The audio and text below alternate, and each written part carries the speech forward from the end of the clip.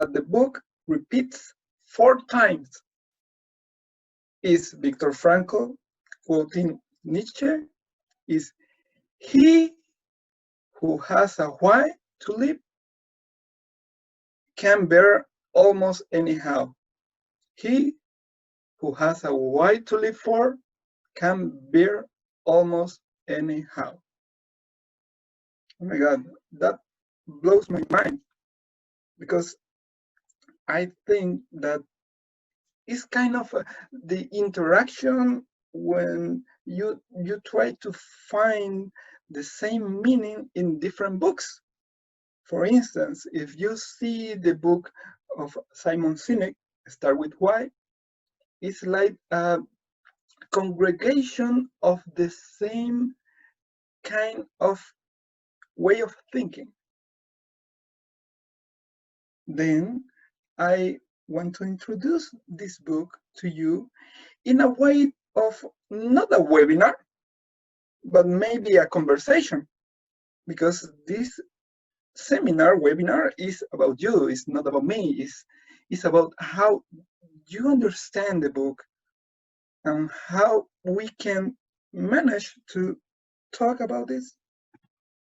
And I want to just present it in a way that we can share some knowledge. And today we will see some ingredients of our recipe.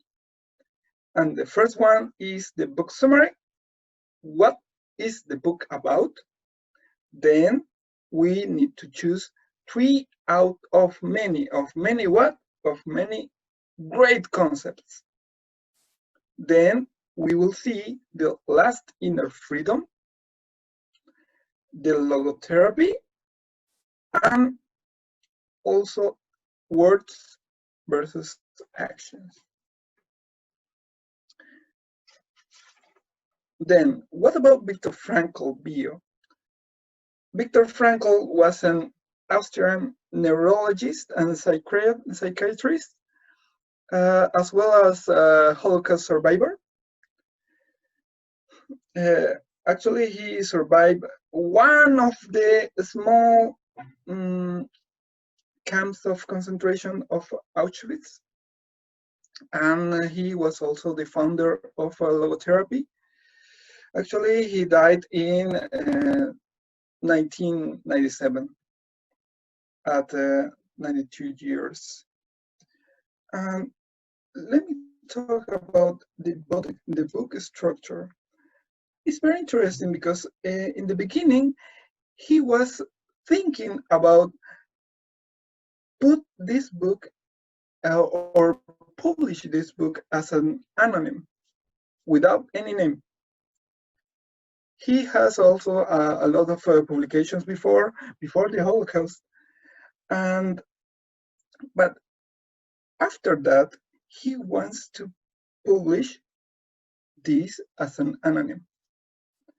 But later he thinks that it's better to put a name, because the first publication was in German and is gaining a lot of notoriety, and then he thinks it's better to put a name. And the name in the beginning also of the book was different. It's like the first step on this book is how a psychologist or psychiatrist can survive the Holocaust.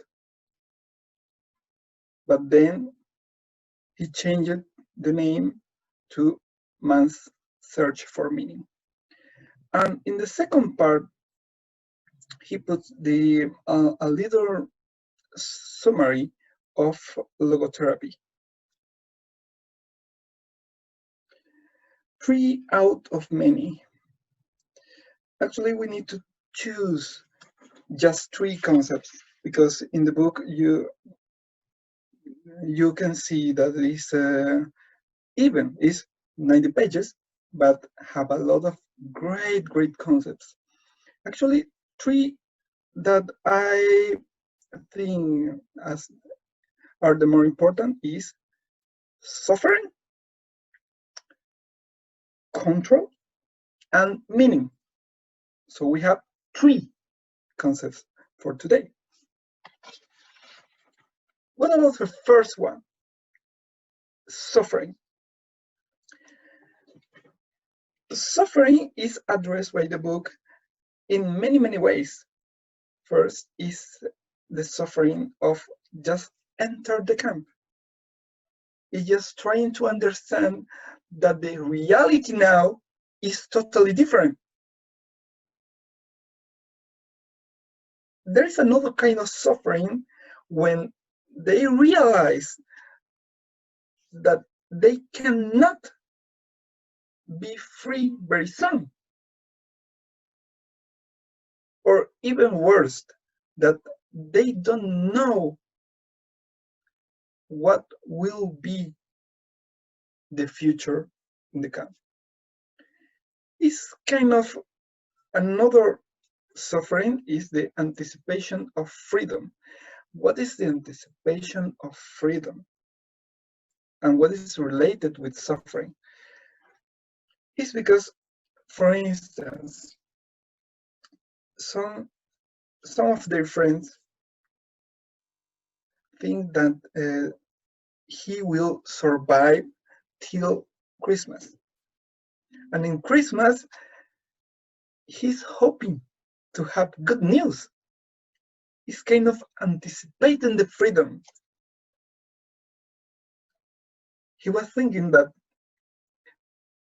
he can survive till Christmas because on Christmas, for sure, will be good news. But that's not the case. And when he realized that in Christmas and the next Christmas, he won't have any good news, the suffering increased and increased and increased. Another way of addressing this is about the capos. The capos are some people that are also prisoners, but have a way of interact with the captors that is different, because they just work as another captors too. It's all about trying to put a different way of addressing their interaction with their own people. It's all about kind of cheating, because they put themselves as captors too. And that makes a lot of people suffer with that. And let me address the second point, that is a control versus uncontrol. You know that we are now living in a book award, isn't it? We have a lot of volatility, uncertainty, and it's difficult to manage all the pandemic and the quarantine. But do you know that your life is not as bad as you think, maybe, if you find your purpose? And this is the second concept. The second concept is about control. And you need to focus just on the things that you can control and put out the things that you are not on control. For instance, if you can change the attitude toward an inalterable destiny. The inalterable destiny can be coached with all this, maybe the quarantine, maybe the camps of concentration. This is kind of inalterable, but you can change the way you think about that, the attitude.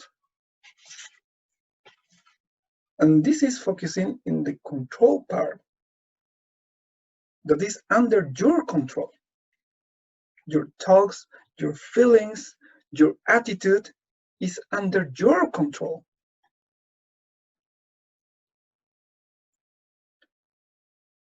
And the third part is about meaning. This is the third point I choose. Meaning. I choose meaning not because the book title is Man's Search for Meaning, but because meaning is kind of the principal way of thinking when you need to overcome difficult situations. And you can find meaning in three ways. The first way is achieve something, is do some things. When you do some things, you can have a purpose. You can have some meaning in your life. And the second is having some principles or having someone. Having principles and having someone is about love.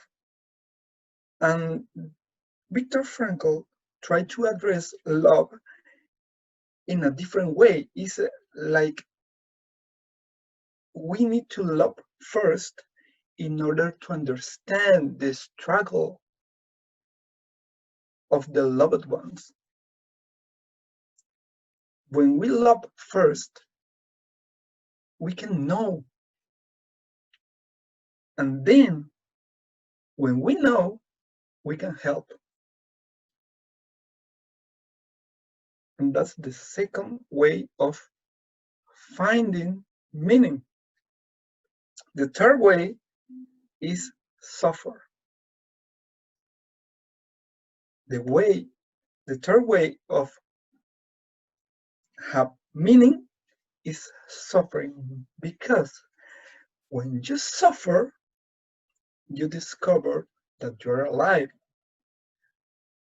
When you suffer, you can also discover that you are trying or you are kind of keeping out the suffer in your loved ones.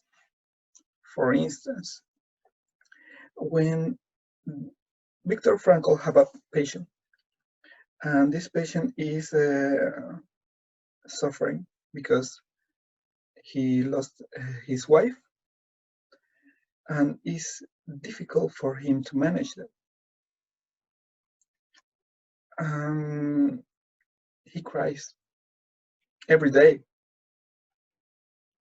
and it's difficult to accept the situation. And when they visit Viktor Frankl as a therapy, the way to addressing the situation is different, because Viktor cannot put alive the wife again. But the way Viktor think about the situation, or make him think about the situation, is different. He said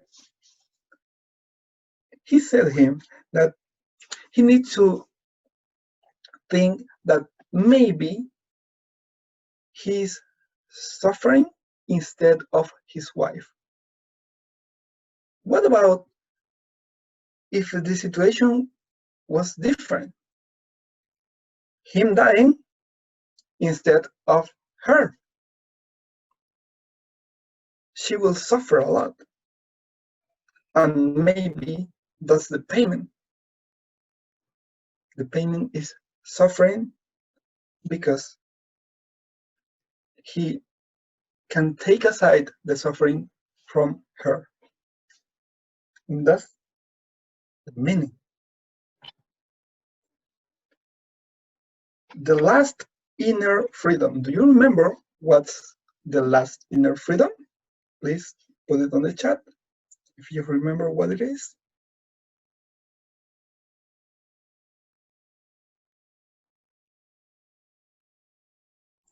Or if anyone wants to talk about it, so you can unmute yourselves as well. Sorry? I'm saying if anyone wants to talk about it, so they can unmute themselves as well. Excellent.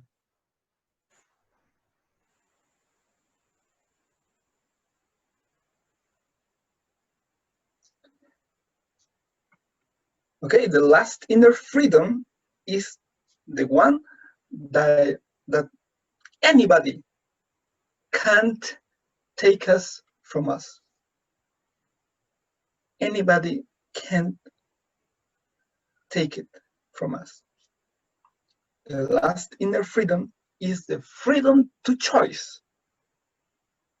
And that's the base of logotherapy. Is focusing in what we can control. And we can control first our attitude. And it's kind of interesting about how is the convergence of any other leadership theories. It's not just the golden circle of Simon Sinek, but it's also the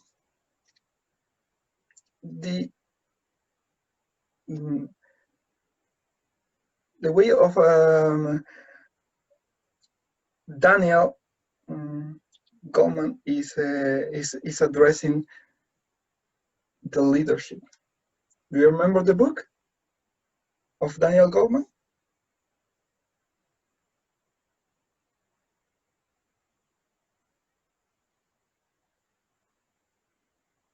It's not the IQ, the intelligent quotient. What it is? Do you remember?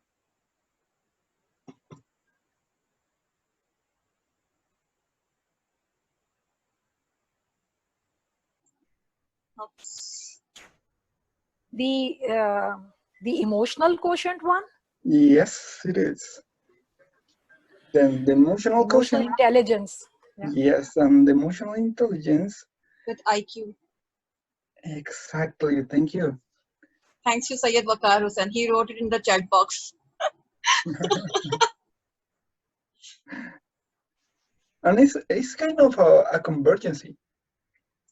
And I remember in 2015, when I was in 2016, actually, in the conference, when we see Simon Sinek, I do the big queue in order to have the book signed.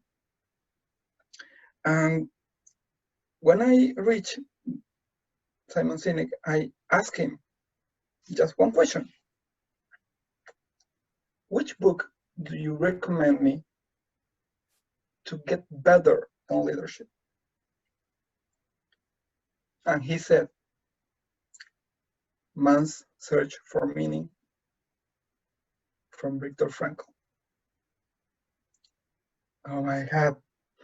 And this is kind of mind-blowing for me because I already read that.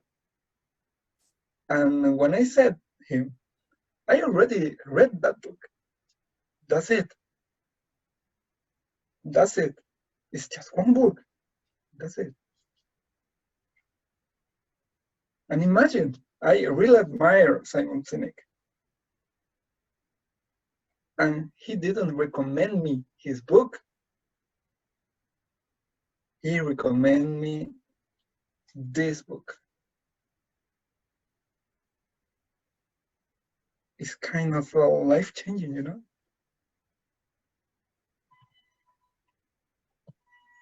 And then the logotherapy. The logotherapy is the way he addresses the same situations of a struggle, of suffering from a lot of people, a lot of patients. It's different that the other psychologists and psychiatrists do the same job. It's kind of not exploring the past, but try to explore the future. He always focuses on the future because the logotherapy is focused on the meaning, and the meaning is kind of seeing the future. They try to see how to have meaning in life in order to worth living.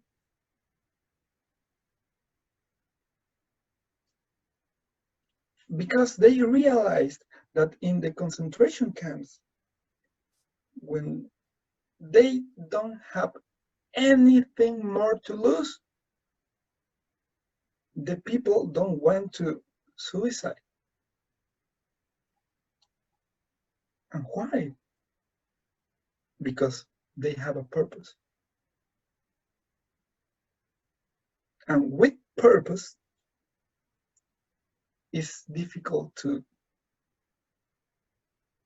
have the possibility to think in suicide.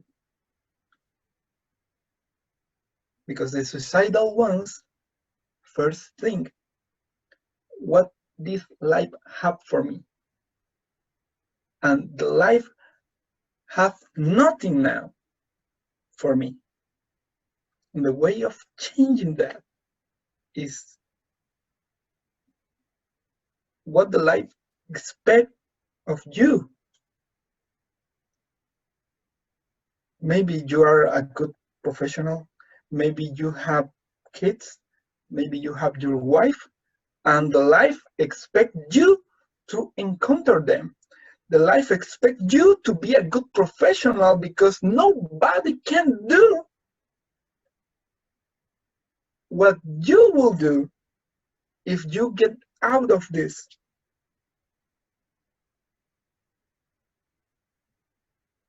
And I think this is the best concept. And then there are words versus actions. And that hit me very profound because it's not the typical words versus actions or walk the talk. It's kind of actions overcome the words in some situations, but some words can overcome the actions in others. For instance, when they realize that they are suffering of feet ache, they have a very very serious problem in their feet. They are just in middle of the work, just trying to recover for a little bit and resting on the side. And in that precise moment, one of the words turn around and see him resting. And the suffering in this is not that he seen him discovered. The suffering is that the word think that it doesn't worth the time to go and hit him, but just throwing a little stone. It's not the insults, it's the action. The action was worse. The worst doesn't matter, but the action means a lot. And I have some little quotes that I want to share with you. And the first one is, we cannot control the events that happen around us, but we can control how we respond to those events. I have two more quotes.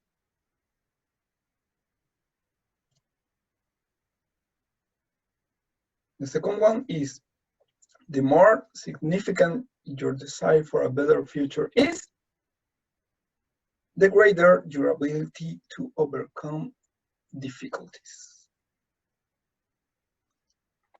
And the last one is, we need proactivity to take responsibility for our choices.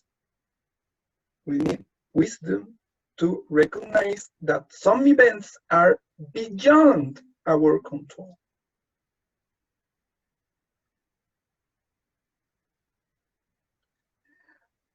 What are my conclusions? My conclusions is that we need to change the attitude toward an inalterable destiny. Because if we want to have meaning in our life, we need to realize first that we can change it. And we can choose our attitude. And we can choose how to address it. Maybe your life is not as bad as you think. What are your conclusions? Let me know what are your conclusions, please. And from my side, I finish. All right. So those who have read this book, can you share your thoughts about it? On your conclusion, the question which Christian have asked.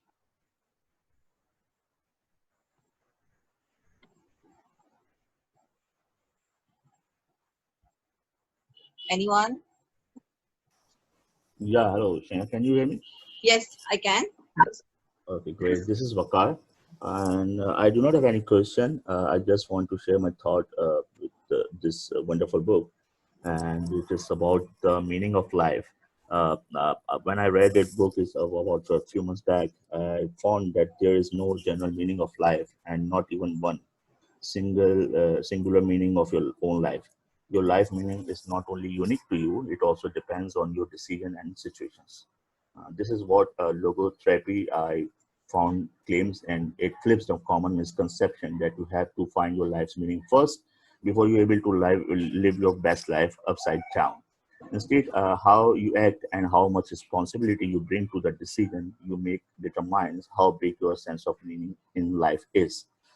For example, Frankl found meaning when stumbling through the night barefoot across icy rocks and through big puddles forced to work by the Nazi guards, simply by thinking of his wife, imagining her face up in the clouds, and finding bliss in the moment of love. That was, I thought, the best thing I can really relate to them find meaning of life from this book. Okay, thank you, Wakar. And also, I have a question for you. What do you think we can use from this book to our projects, to project management? But not just about leadership, but about some practical tips. What do you think you can catch and use it right away in your projects? The best thing I can relate to the project management as a project manager, I really learned to try to force your fears to come to true and to make them go away. We actually fear a lot while taking decisions and while taking options, evaluating options. So that book allowed me to try to force your fears and try to come true to make them go away. That was the best thing I can relate it to them as a project manager. Excellent, Wakar. Thank you very much. And what about the other ones? Okay, Zahra raised her hand. Zahra, you want to talk about something? Yes, I am very, very excited, first of all, to finally have the opportunity to listen to Cristian. I'm sorry I joined a little bit late, so I missed the initial part of it. Um, mm, there is this one thing, and I was trying to find that particular part, but I couldn't. That has stuck with me. I read this book quite a while ago, and there was something about people who were very, very hopeful. They were the first ones to go, as in, die or lose hope. The ones who were very cheerful and they were very hopeful. There was something about that thing, and I don't remember the exact sentences, but that has stuck with me. And if you, Cristian, or anybody else remembers where that thing is, and what are your thoughts about it? Because see, there are people and there are books that talk about, you should be hopeful, you should never give up, and you should be very upbeat about things even in the times of adversity. But when I had read that particular part, that was something that I found that it was kind of like it went in the opposite direction, and that is something that has stuck with me, and I still haven't been able to reconcile these two ideas. So if you can share a little bit about what you have, if you remember that thing. I mean, it has stuck with me for years now. Thanks, Sarah, for your question and comment. I remember quite well. And it's kind of the psychology of the prisoner. And it's interesting because he said that the prisoners that have a lot of strength, that are very powerful in body, break before the ones that are maybe kind of skinny or weak in body, but is strong in mind. Because the strength in mind keeps trying to focus in another thing and another and another and another, and maybe the strength in body is difficult because the captors just put a little food, little healthy conditions, and it's difficult. And maybe we can address that in another way. It's not saying the exact words, but I'm thinking that a kind of introvert way of thinking, introvert, I mean that you can think from yourself. You don't need to interact with others. If you can change you a little bit in some kind of difficult situations and be a little introvert, maybe will be easier for you to overcome the difficult situation. Thanks, Sarah.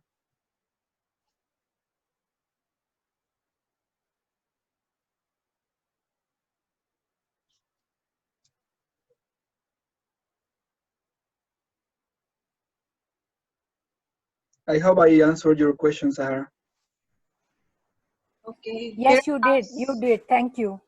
Okay, Hira has raised her hand. So, yeah, you are unmuted, Hira, if you want to share something.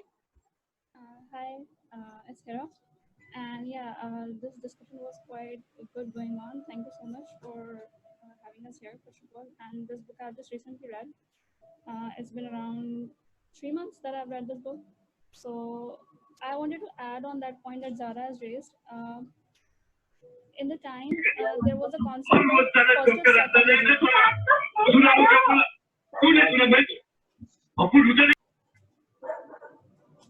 So as I was saying that there's a concept of positive psychology that keeps on people pushing about that they need to be happy, they need to be positive.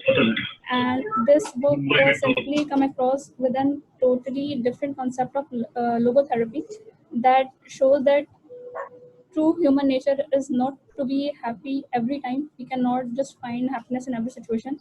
But the point is that we should learn to acknowledge our emotions and to understand them as well. So as Zara has raised the point that there were so many people who were quite hopeful that there will come a time and they will be able to get rid of the situation they are in. So what they actually did in those situations, if you've noticed, that they somehow tag their time with getting rid of that situation. Like if there would be Christmas, if end of the month I've seen some dreams, and with this date it will be over. So what actually was happening over there, that they have a limit of that time, they have that limited scope in that situation, where they were just planning ahead that okay, after this situation we will get rid of it. But what exactly happened, that once that situation was over, their hope was actually starting to get down, and they simply weren't able to cope up, because again that positive psychology thing struck them and it wasn't working for them. So I guess that is from where that concept of logotherapy and getting the meaning from your suffering came. That's it I wanted to add. Thanks. Oh, excellent. Um, Actually, it's Viktor Frankl experience. Is the way he find to address the same situations. And I remember the example you're saying. It's interesting because it's also in some other movies. For instance, in another kind of word, the Disney movie Inside Out, you know that some feelings is kind of not good for people to accept that proudly. But maybe if you think that some feelings are good, or maybe all the feelings are good, but you realize that maybe in the next future you can overcome situations and overcome bad feelings, it's good to be a complete person. It's good to be a complete self. You need to have all the feelings in order to be aware of difficult situations. And I remember when I was in theater classes, for me, it's very difficult to get angry. Even if I want to fake it, it's almost impossible. And my teacher said me that it's not about the emotions, it's about the awareness. Maybe you are not aware that you can be angry sometimes. Maybe you are in your life not enacting. Maybe you are trying to avoid it, to be angry sometimes. And you don't need to avoid that. You actually need to choose the time and choose the situation and manage the situation. Maybe you can be angry and it's good, but in the precise way, with the precise person and the precise proportion. Thank you.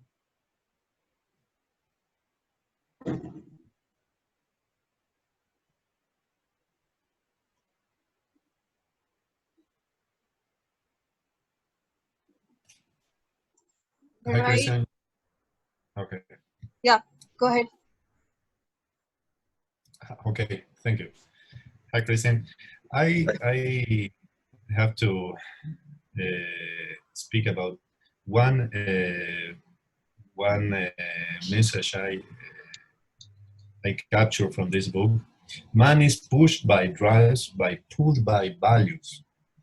This is one of the things that I consider important for the direction or project management in our experience, because we always in our daily issues, work, family, or all the time, we have our values, but we are pushed by many things that are not so important, no? But we, as you said, some examples, we are distracted, and we have to maintain our clarity of thinking, no? So we choose the best way to do all the things we need to do right, no?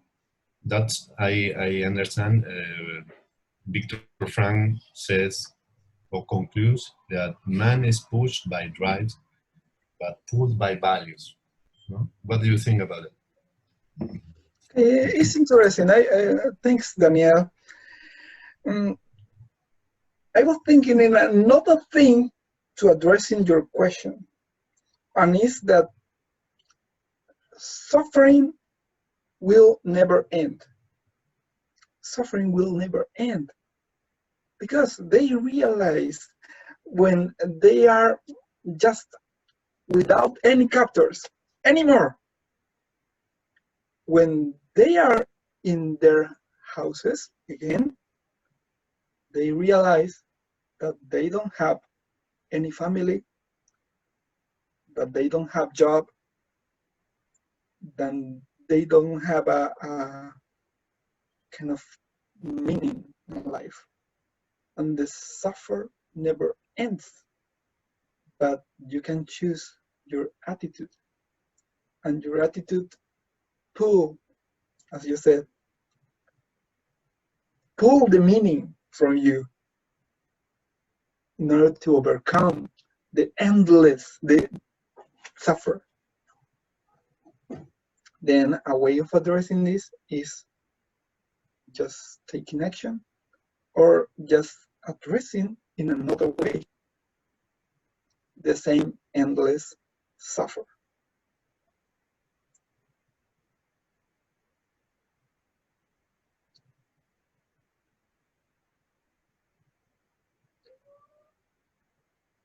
What do you think?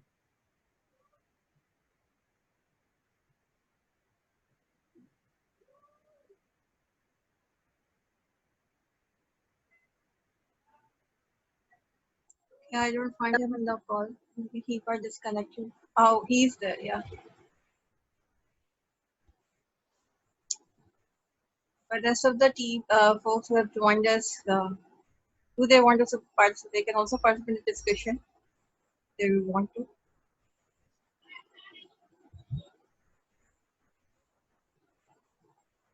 I've raised the hand, but I'm waiting if anybody else has any comments. Otherwise, I'll... Yeah, we can move on with yours. If Daniel will be back, then we can come back to him. Yep, Zara, go ahead. Yeah, there was one thing about happiness, and how the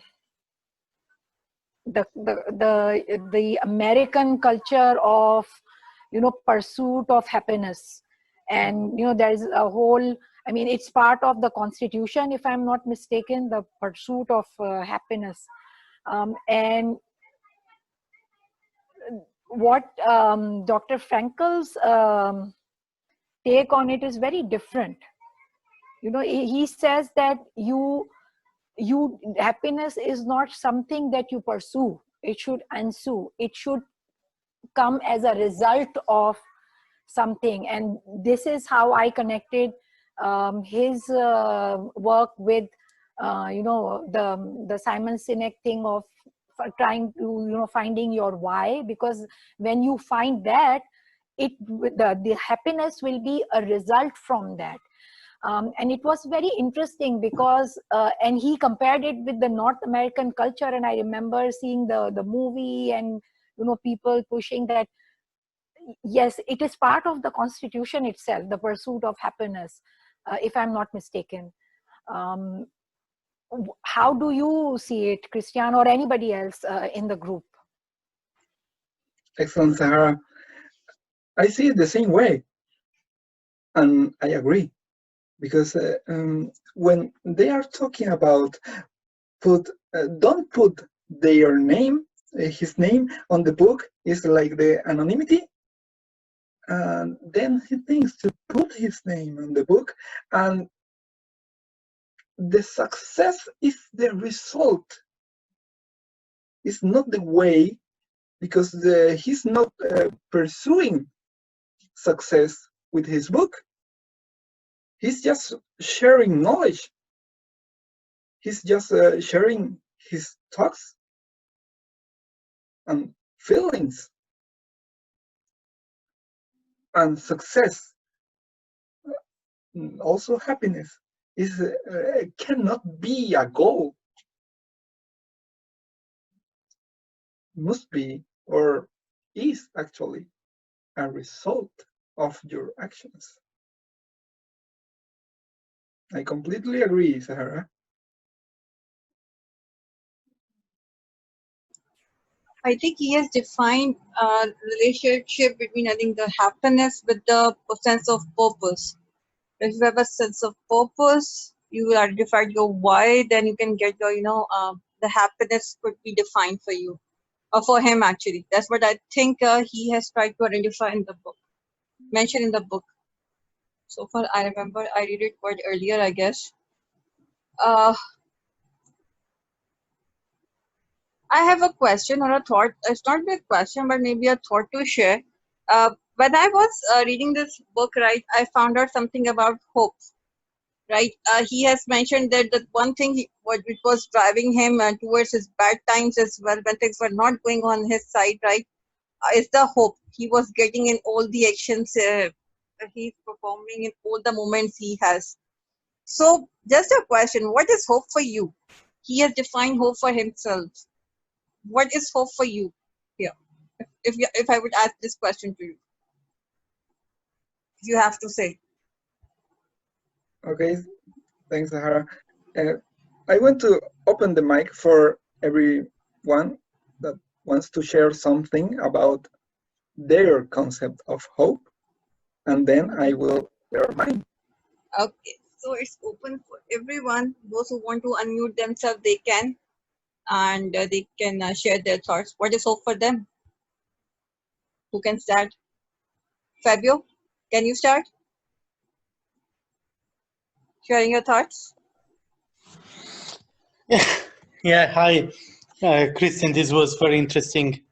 For me, hope is believing I can achieve something more with my strength. So it's about my capability to reach something more. Excellent, thank you. So hi all, this is Wes. From my side, hope is something like it depend on person to person. From my side, like hope is something what I want to, or something hoping for bad, something hoping for good, or what strengths do I want to have, or what leaderships do I want to have. It's something related to future.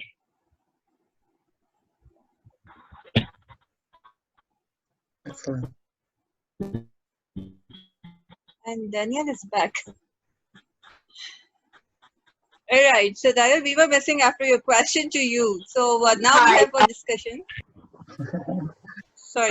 I think hope is like food or shelter is of having a meaning of life is hope is and if you are expecting something to happen and something different, and that expectation, if it is addressed in a good way, can be very good for you, for your mental health, for your current situation.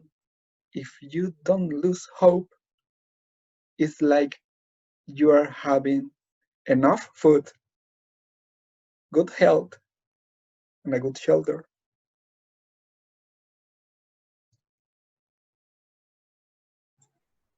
Right. Thanks for the question, Sarah. Hmm. That was Shanila's question, not mine. Okay, sorry. Sorry, Shani. No For me, problem. it's difficult to see because I am just No trying to problem. put them at the same All time. right. So we have Daniel back. So I think I'm going back to Daniel after his question, right? So Daniel, we are discussing hope here. What do you think? What is hope for you? Can you hear us? Yeah, sorry, but I disconnect No for a while. problem. You are talking about the what issue, Hope. please? Hope. Hope. Yeah. Your concept of Frankl. hope. Yeah, Victor talked about hope in his book, right? So we are discussing right now what is hope for us. So what do you think? Okay. What I think Victor is trying to show us is that the best way to maintain hope in our hearts is to find the values that we have inside uh, to love our life, no? Because in the book, many of the people lost his life before he was murdered because of he never think to come back to liberty. So that kind of people was already done. So on the book, I can understand that uh,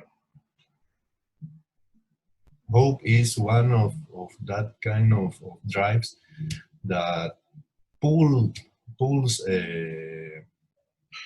pulls we out of that kind of problems, no? But it's a word simple to understand, hope. But in those situations that the book described, only the brave heart and the clear mind could achieve those tranquility on the mind. Hope. I think in that kind of situation is a hard target to achieve that kind of situation.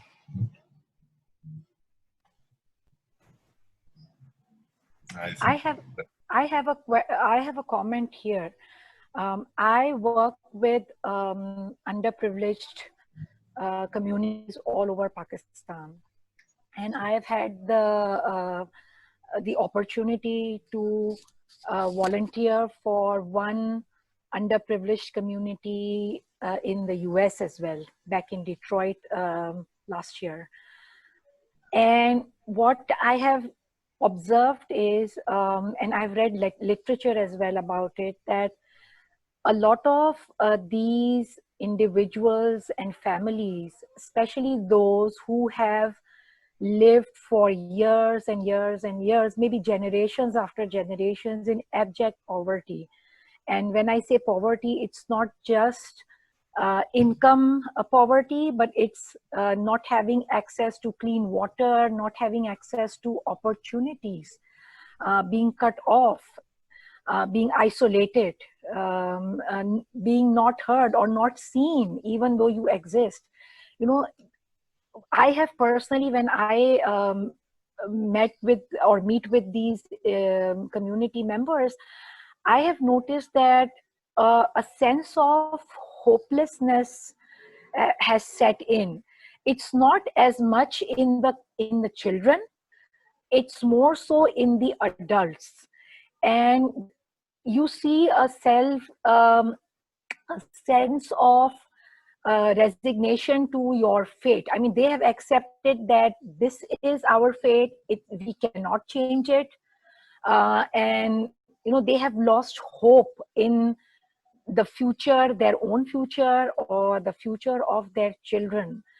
And I am wondering, especially in the current situation, when the whole world is facing a pandemic and financial hardships and all kinds of human tragedies happening, how do you keep a sense of hope if you have, God forbid, suffered something, or if you are in such a situation, and how do you help others, the youth, the people who were already financially marginalized and have become marginalized, or those who were at a very good in a very good condition, but from up there they have one fine day fallen down into a situation where they don't know where to get enough food for their families.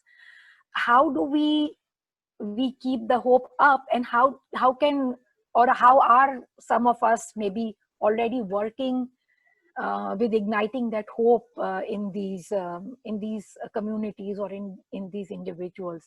I would like to hear from people. Okay, I have a little comment about that. That is interesting because it's true that it depends the situation that each of one is living to maintain hope. But I remember the Viktor Frankl book that he described that they on the concentration camp and maintain a good mood, a good humor.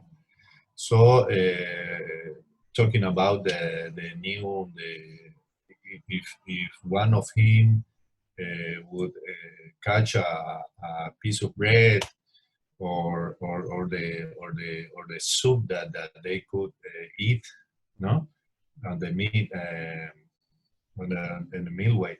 But I think on the situation that you are describing, I think the hope could achieve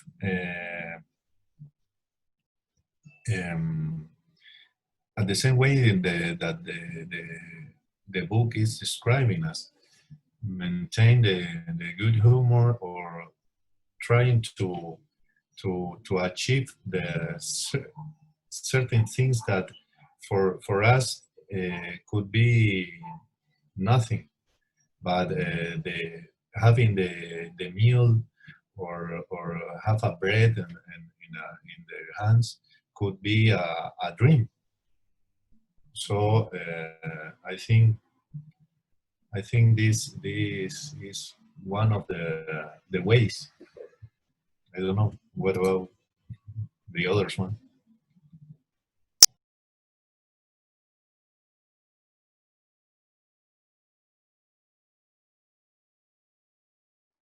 Thanks, Daniel. From my side, I think that if you want to motivate someone, you need to be motivated yourself first. It's the same with hope. If you want to share good news about the future or a good attitude about the future, you need first to have a very good and sound basis of hope yourself. I was talking about this in another webinar a couple of weeks ago. I was talking about online tools for project management. But your main online tool is trying first to maintain your own mental health in good care, and then you can use some online tools in a good way. Then answering the question directly, you need to cultivate yourself first in order to help others in a good way.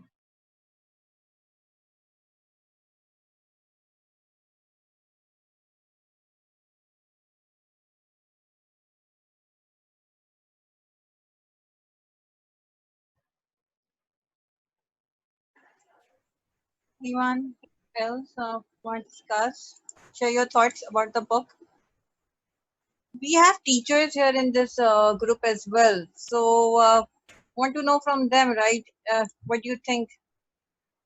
Again, coming back to my initial question on hope, that what do you think? What is hope to them? Yeah. Hello. Yeah, this is Raza Nasir or Raza Baruch from Balochistan, Pakistan. Hi, Okay. Raza. Hi, everyone. So before going to that, I want to say something about hope. For me, what hope is. Later on, I will go for a question from Christian. So for me, hope is just a prediction based on belief or creating a mindset to calm yourself, to give you a strength, or you can say it's a sixth sense that you're just predicting that something is going to happen, though that be positive or negative. And that is expectations, I must say, a hope that may occur to you before, or they've never occurred to you before, they will occur you in the coming future. For me, hope was that. My question to you is, so we are saying that men searching for meaning. Okay, the meaning is the main thing to live a life, or that it gave us a happiness. As Zara said that that she has been to some places where people are just hopeless. So the question to you is that how to find that meaning in a life?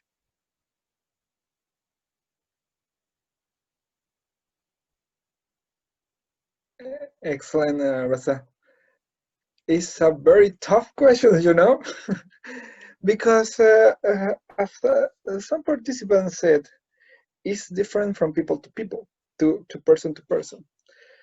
But I think that two things.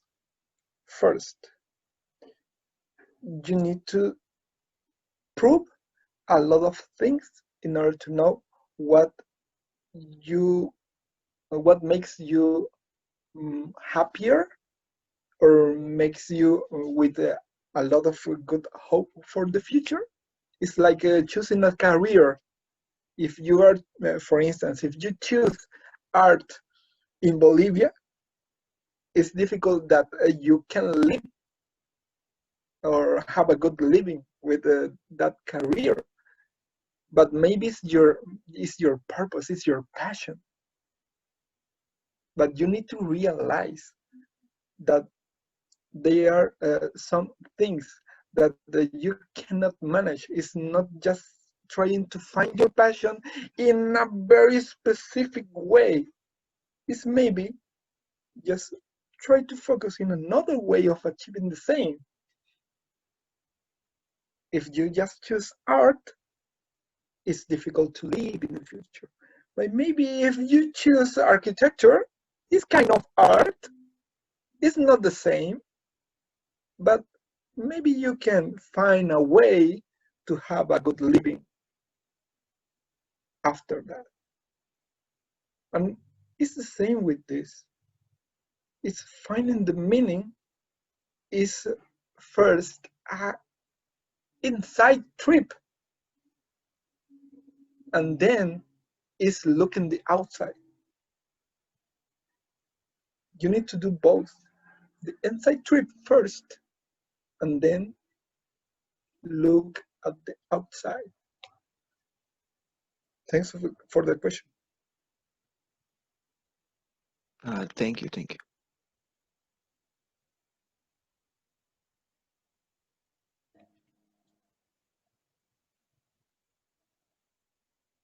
And that's my opinion, you know. Maybe you have another opinion.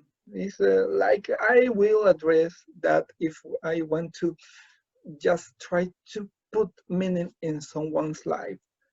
I have 2 kids, and the elder one have 10 years, almost 11 this month. About 1 week from now, he will turn 11. And I remember last week I was trying to help him with the homework, and the homework is a little bit different of other months. It's kind of philosophical, because the book is asking why people always are trying to look for more, to look to the other side, to look to the stars.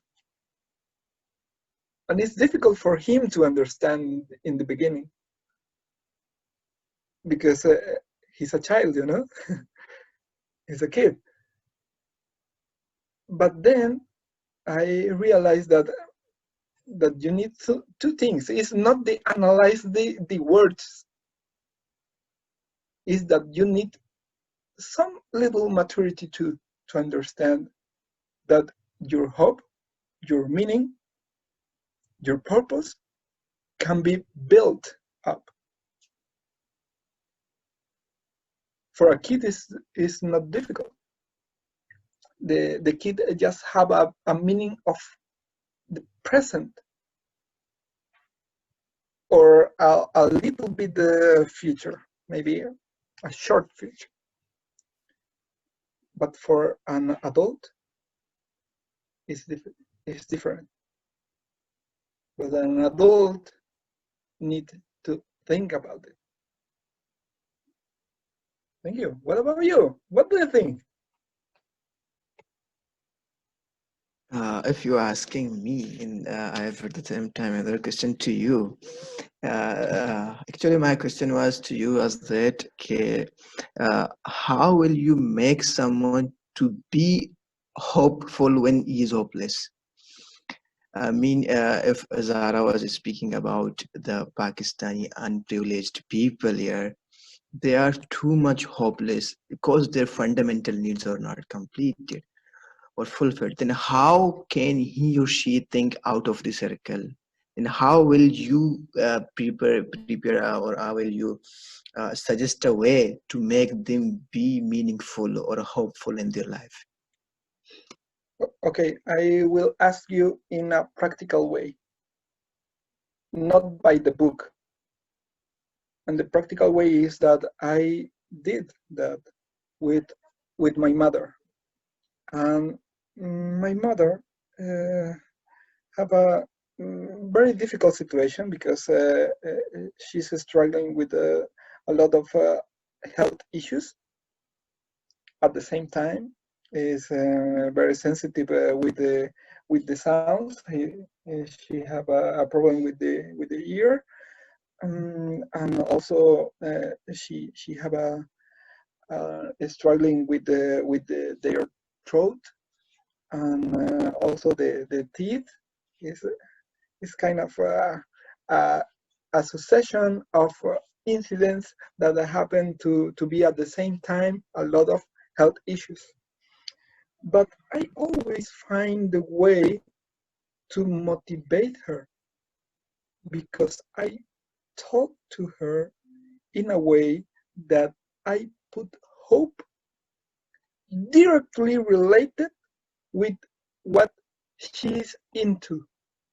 She's motivated in the past, and I connect the past with a very good future, because those health issues happen to be a very diminution of the mental health.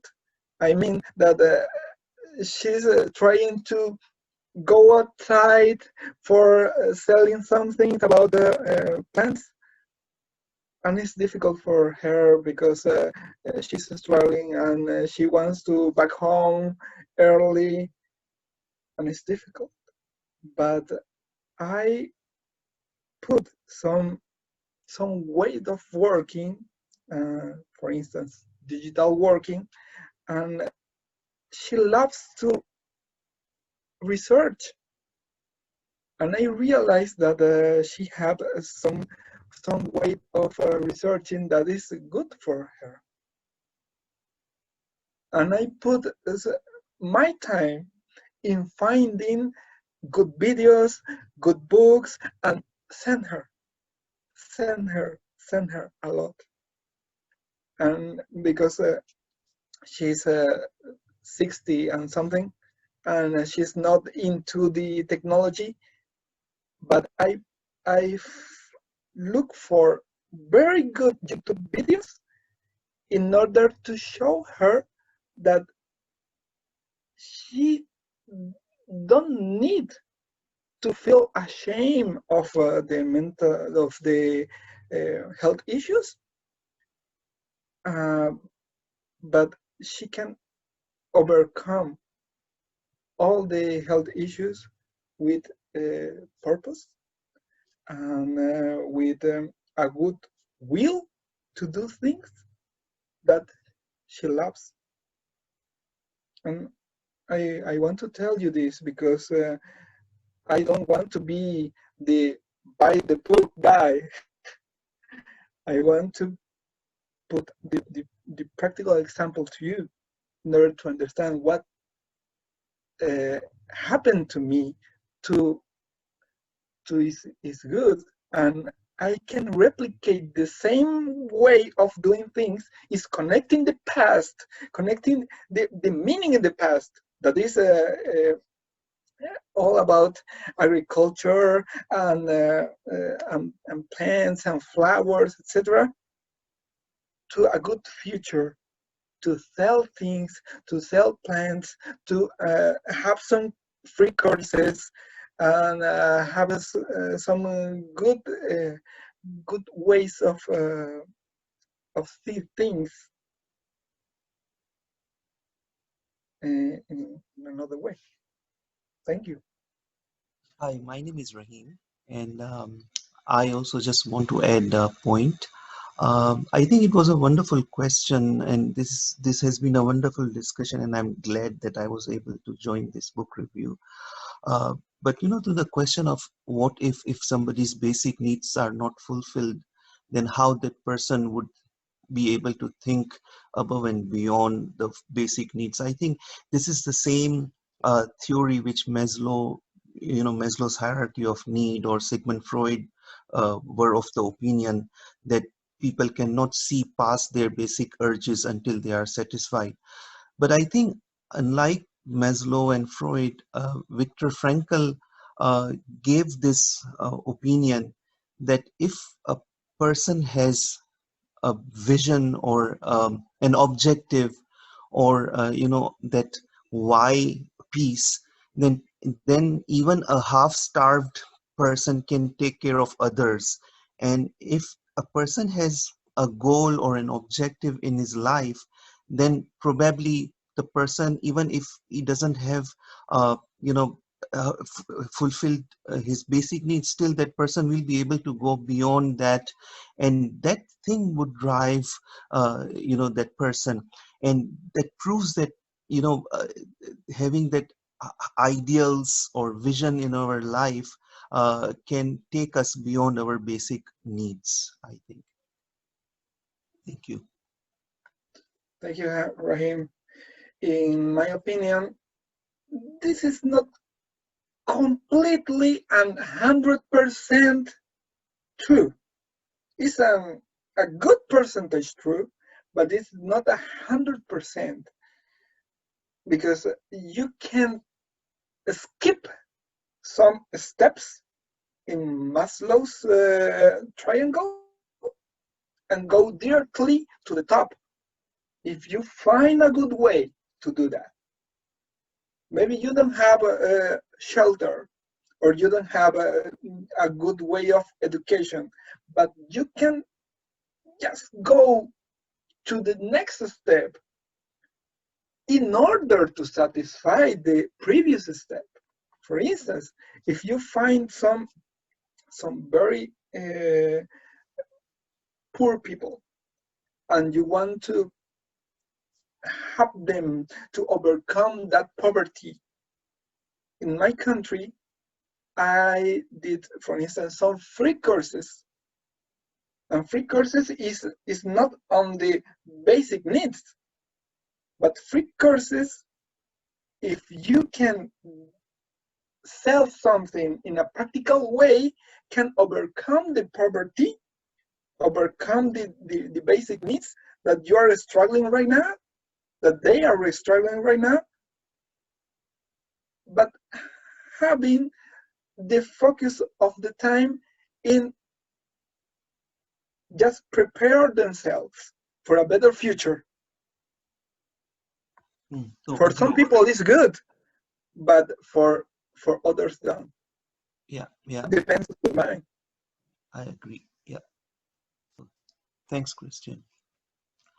Thank you. And Cristian, I have one more question. I think Frankl in his book has also mentioned something interesting about the mental images. So he used to think about, his wife or people who are not in his life anymore. And I think those images or imagining those people helped him. So what are your thoughts about that? Yeah. Thanks for the question. My thought about it is that it's kind of the expectation.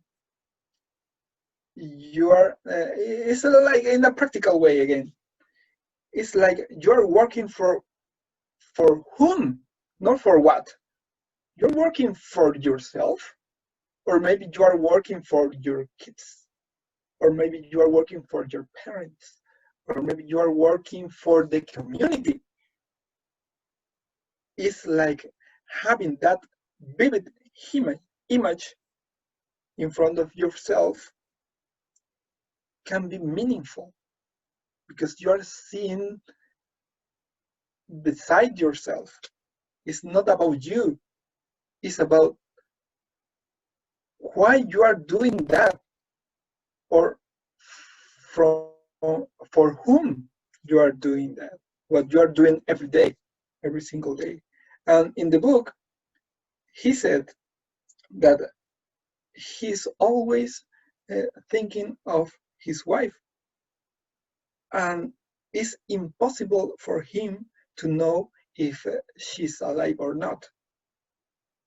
But even if he knows that she is not alive anymore,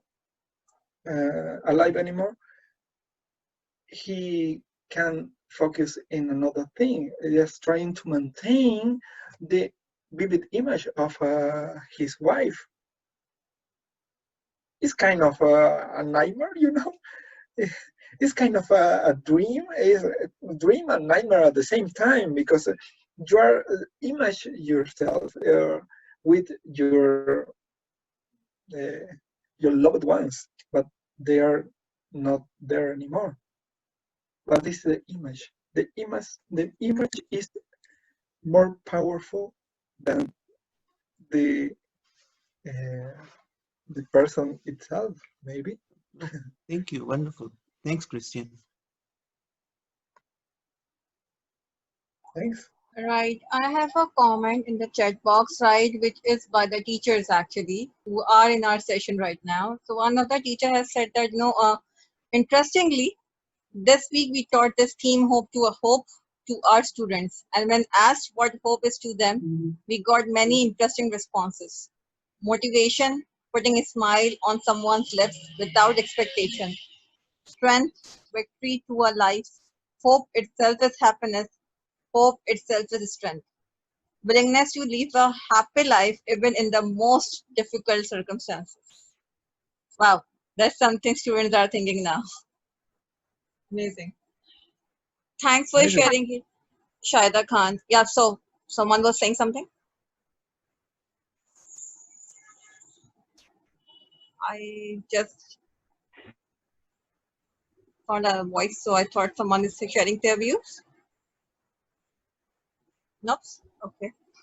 So, I think Sayed Owais is trying to say something. sure. Yes. Should I? Yeah, sure. Proceed. Yes. Christian, I have a question or just want to have an idea. As you just say few minutes back that everything is from inner side of a man. The motivation, the meaning, and other parts from the book point of view. So, what does the word belief play a role here? Because belief as an adult, belief is something that is being input into us since childhood.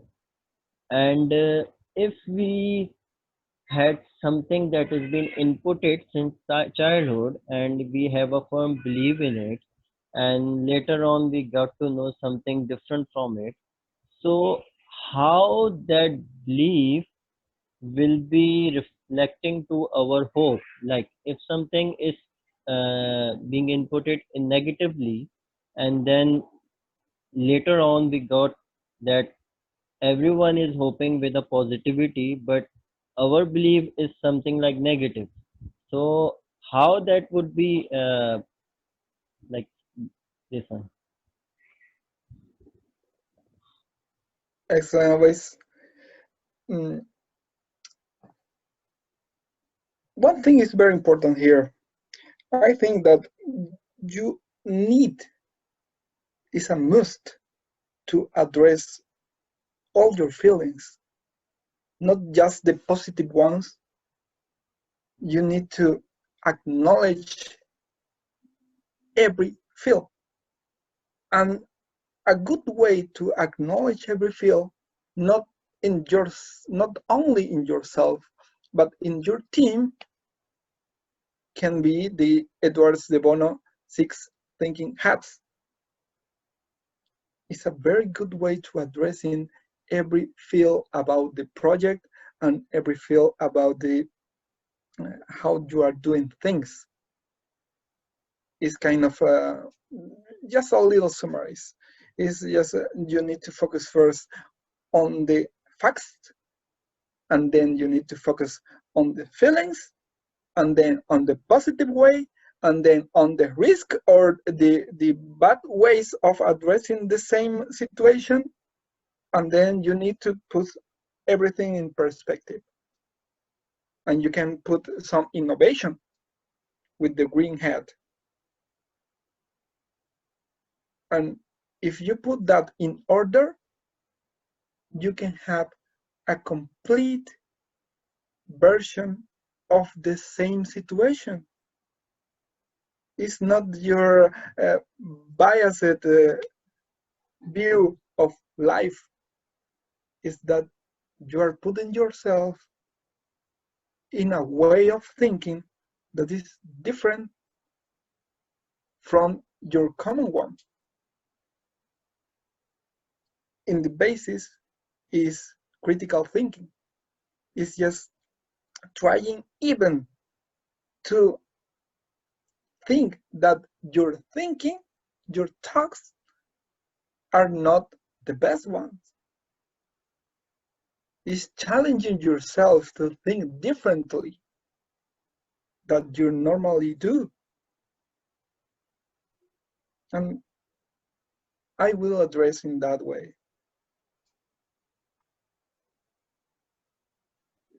Thank you, Christian. Just last one question more. Does belief come first or hope? Again, please. Belief come first or hope come first? What do you think? Maybe believe I comes think first. belief. Yes, What do you I think? think belief. Belief. Or maybe it's at the same time, because when you believe, is hope. It's kind of that's directly related. It's not first, but it's correlated. So at the same time.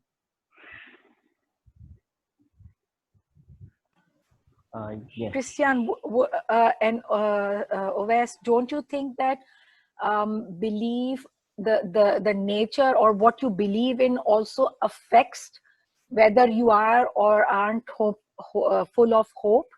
Because if you believe something negative about yourself, then probably it would result in hopelessness, and that again comes back to what I was sharing as my observation from the field. Because sometimes, and I agree with Christian, I have also seen people who are living in a similar kind of a situation, and they are still they still find some kind of a hope. Some find it in their child, some in their community, that's around, or something.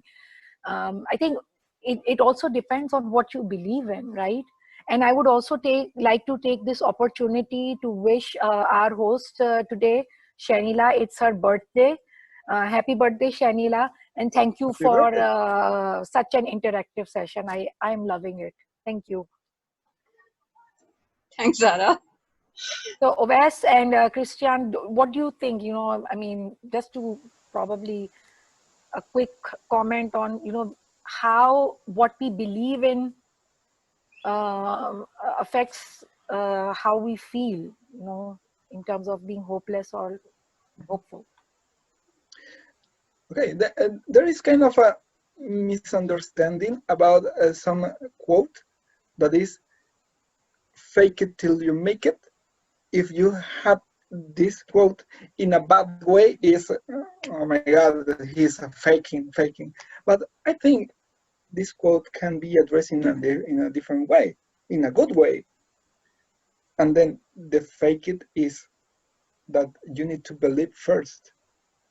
And in the believing, you will find the way to have a hope. And if you don't believe in a better future, if you don't believe in the abundance, even in the current situation, you will not find that abundance in any place. Then is always a touch of fate,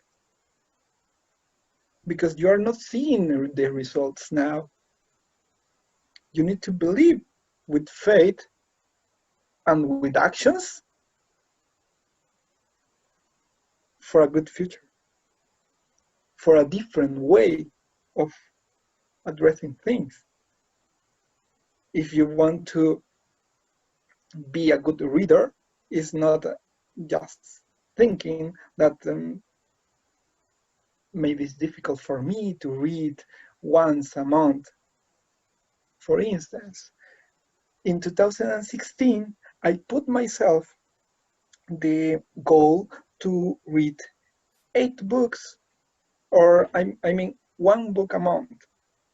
And I quit at 8 books, exactly 8 books, no more.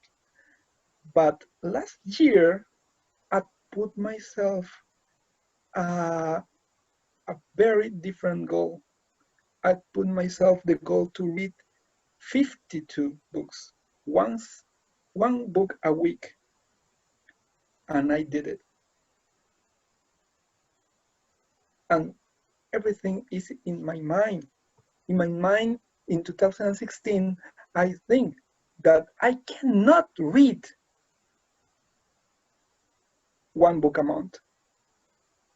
But last year, I put myself in the situation of reading every single day, even a lot of hours. In the beginning, was kind of struggling with my schedule, but it's possible.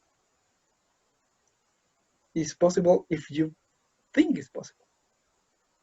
Then you believe need to join your hope at the same time if you want to change your current state, because the current state is just maybe in your mind. Well, your belief need to join your hope. Okay. So, yep, we are, I think, quite up the mark now on timing. So, some closing remarks, Christian, for the readers, those who have read this book, those who are here, those who will, after inspiring from your session, going to read this book, or from kind of people like me who's going to read them again. Any closing remarks?